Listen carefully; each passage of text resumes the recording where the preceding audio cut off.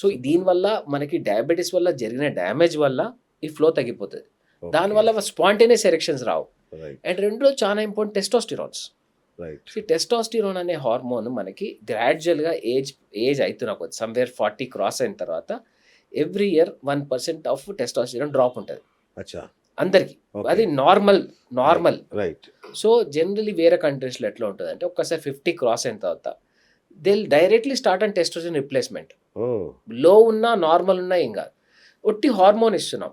Okay. ఇంతకుముందు ఒక commonest భయం ఉంటుండే, ఇది తీసుకోవడం వల్ల ప్రాస్టేట్ క్యాన్సర్స్లో అవాయిడ్ చేయాలి, ఇది ఓకే. ప్రాస్టేట్ క్యాన్సర్ వస్తుందేమో అని.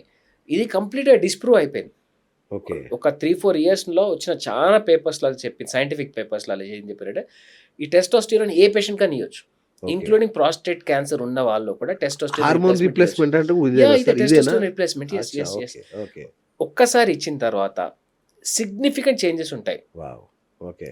మనకి టెస్టోస్టిరోన్ ఉన్నది సెక్స్కే కాదు, మన డే టు డే యాక్టివిటీ చాలా ఇంపార్టెంట్. అవునా? ఓకే. వాకింగ్కి కానీ, నార్మల్ మన స్ట్రెంగ్త్ కానీ, ఓకే. ఓకే. స్లీప్ ప్యాటర్న్కి కానీ, బోన్ స్ట్రెంగ్త్ కానీ, మజిల్ స్ట్రెంగ్త్ కానీ, నేను నార్మల్గా 50 క్రాస్ అయిన ప్రతి ఒక్కరికి తీసుకోమని చెప్తాను సార్. అచ్చా.